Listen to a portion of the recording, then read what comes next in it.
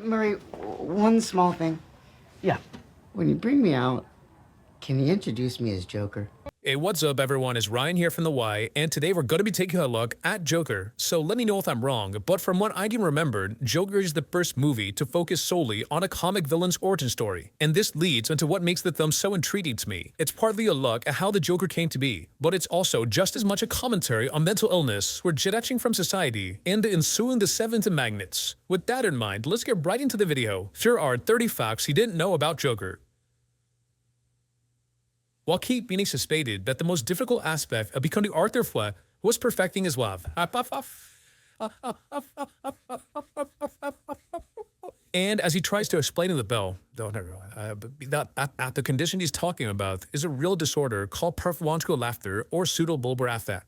Defined as uncontrollable fits of laughter totally disproportionate to what's taken place. Sufferers can even in rare cases become hypoxic from lack of oxygen to the brain.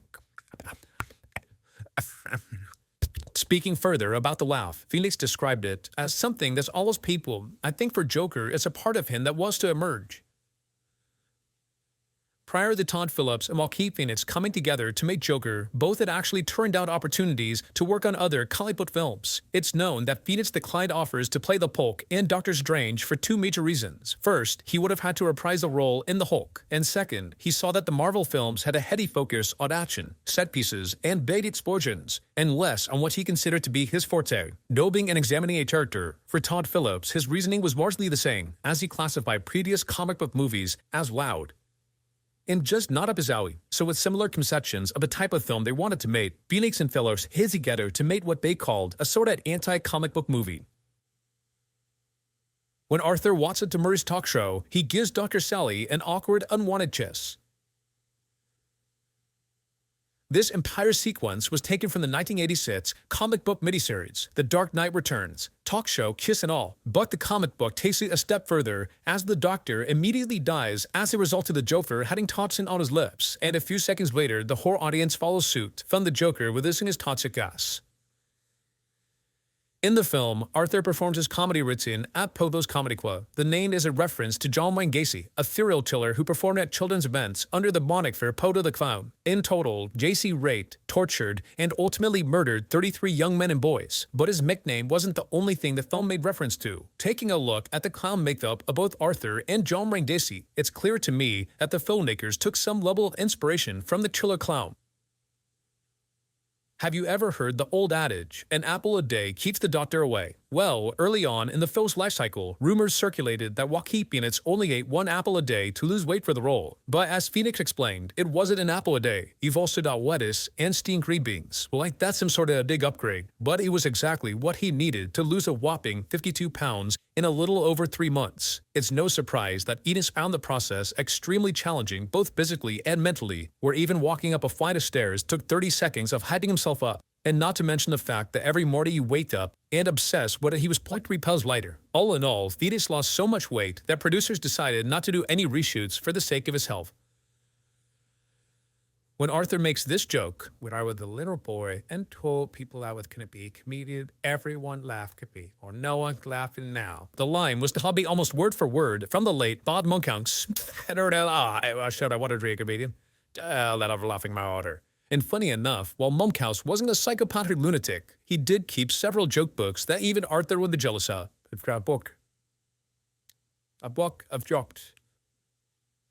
Much like how Heath Ledger kept the journal to help prepare to play the Joker, Joaquin Phoenix did the same thing. And while Ledger's journal was mostly filled with comic book and newspaper clippings, Phoenix stubbed just mega little text entries. And one such entry in the journal reads as follows: dead on the sidewalk with people stepping over you. Moody, he's happier, but I don't want to die with people just stepping over me. I want people to see me. Then, on Murray's talk show, with me dying on the sidewalk, he'd walk right over me.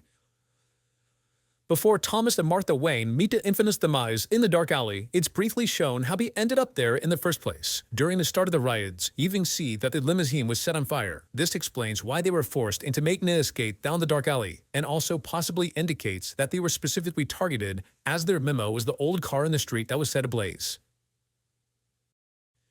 In a certain way, Joker and the Batman feel almost inseparable, like yin and yang, almost as if one can't exist without the other, and the film explored this a bit further with the intriguing concept of both being created on the same bed. But when asked about the possibility from a Joaquin Phoenix Joker and a Robert Pattinson Batman passing paths in a film, Todd Phillips decisively stated that it will never happen. This quote is a reference to the graphic novel The Killing Joke, in which the Joker states, "All it takes is one bad day to reduce the sanest man alive to lunacy." Because Arthur's laugh was such an integral part of his character and development as such throughout the film, Phillips broke his laugh down further into 3 different types. There's the affliction laugh. The one of the guys laughed, and the authentic joy laugh.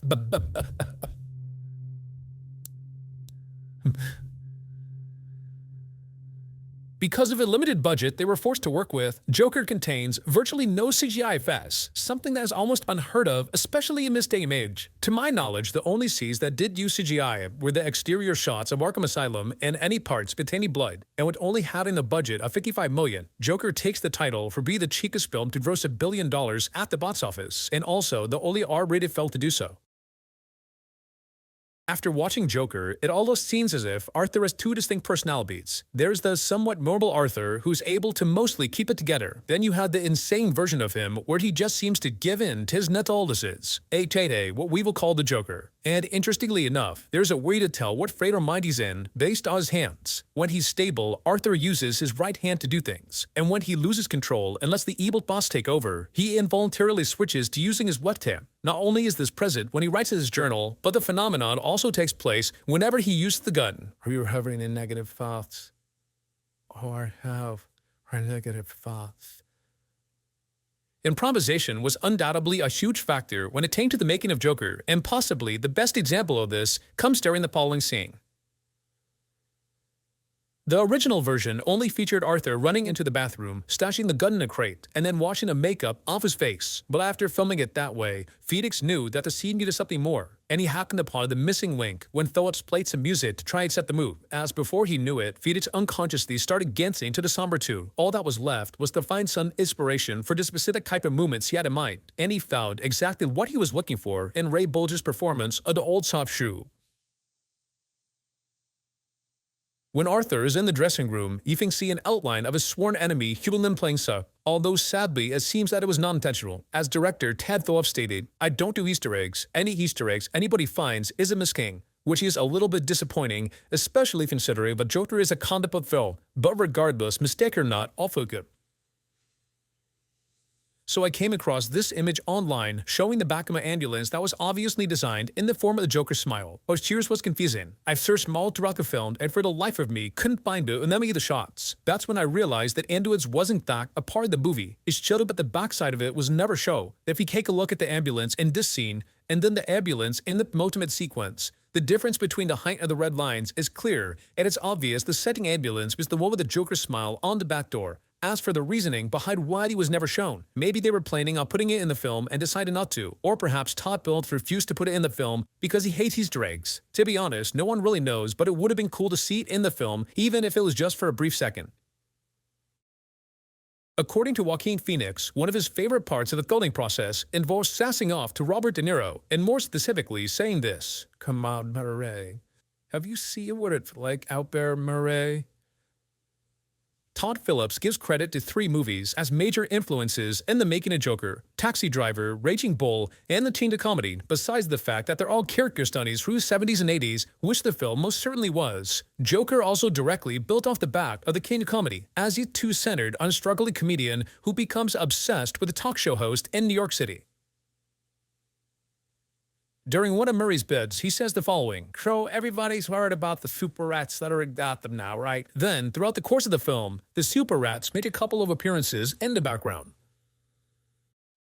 Due to Joker being a film centered on one person, Todd Phillips talked about what are the main considerations they had to take into account. Every other element really becomes a character in the film: the production design, the wardrobe, the way they shot the film, the city of Dotho, To me, the music is one of the biggest characters of the film. Because Phillips had this idea about music essentially being a main character, he did something he's never done before and sent out the script to have the composer start writing music prior to shooting any of the scenes. That way, once filming actually began, the music was available to provide inspiration whenever it was needed.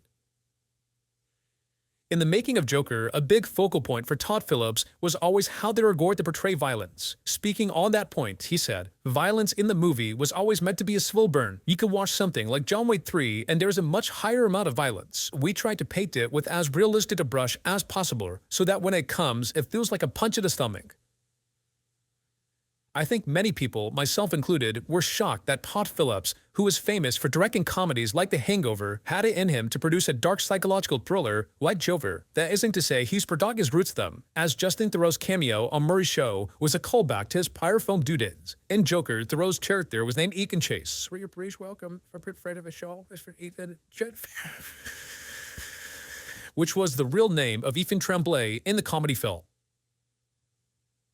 The ending of Joker shows Arthur running through the halls of Arkham, being chased down by orderly, with the final text of the end closing out the movie. And if we take a look at the final sequence of the highly acclaimed Citizen Kane, you'll notice that the font is exactly the same. Whether this is simply a reference to one of the greatest films ever made, or a statement by Phillips that Joker is on that level, I guess we never know. Joaquin Phoenix as the Joker seems like a home run no matter how you spin it, but for Warner Bros. Executives, it wasn't so clear-cut. In fact, it took Todd Phillips almost a whole year to get the film greenlit by the studio heads, and word is the super low budget was a tactic to try to dissuade him from making a film, but Phillips' course forged ahead despite all the pushback and gave us the Joker origin story we now all love. If it used me, Citizen Kane, Cody Veronica.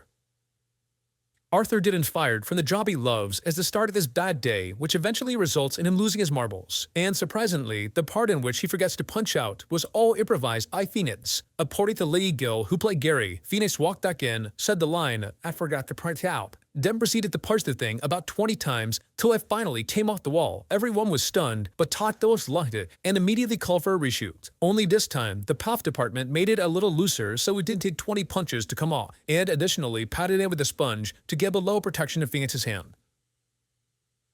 Two big-name actors declined offers to play characters in Velvet. Frances McDormand was sought after for the role of Penny Fleck, but didn't want it, which is understandable, and Alec Baldwin nearly played Thomas Wayne before dropping out, partly due to scheduling conflicts, and partly because he couldn't get behind a reinvented Thomas Wayne, who was pretty much an asshole. You think this is smart? Yeah, it's me. Come on. In the 1989 film Batman, Joker looks to be fond of a certain painting on the wall. The painting is known as The Blue Boy by Thomas Gainsborough, and lo and behold, in making an appearance in the 2019 film on Arthur's living room wall. You would think Todd Phillips would be a lot more easygoing and fun-loving coming from comedy, but it seems like that's not the case. As he said, he doesn't do Easter eggs, and now hearing that Phillips said this about deleted scenes. I hate extended cuts. I hate deleted scenes. They're deleted for a reason. The movie that exists is exactly the movie I want it to be, and I will never show a deleted scene. So in lieu of actually watching a deleted scene, I'll just tell you about the best ones. The first deleted scene I came across was important, at least in terms of clearing up some misconceptions. It featured a horrified Sophie in her living room watching Arthur's appearance on Murray's Show. And like I said, this totally cleared up any question of whether or not she was still alive. Another deleted sequence involved the second encounter between Randall and Arthur in the stairwell right after he fired. Exactly what was said between the two might never be known, but Phoenix described it as the hardest scene to let go. Then there was a scene that had to be cut in order for the film to retain its R rating. All Dufkin said about it is that it contained Arthur in a bathtub, so you can use your imagination as to what exactly took place. As one might expect from two method actors on set together, Joaquin Phoenix and Robert De Niro barely spoke, and further than that, it looks detailed how the pair almost had a falling out before the cameras even started rolling. So I'm sure you all know what a read-through is, right? It's the thing you've seen where everyone sits at a table and reads through the script to get a better feel for it. Well, Joaquin Phoenix hates them, and as a result, doesn't do up. But De Niro, being more old school in his approach, refused to let Phoenix off the hook and told Go-Ups he had to be there. Phoenix told the director there's no way on doing a read-through, but possibly out of respect for De Niro, he eventually relented and begrudgingly showed up. That isn't to say he gave it his best effort though, as Phoenix reportedly mumbled through most of the lines and then retreated to smoke a cigarette. But all was settled between the two after the read-through, as De Niro pulled Phoenix into his office, gave him a kiss on the cheek, and told her, "Everything's gonna be okay, Bubba F."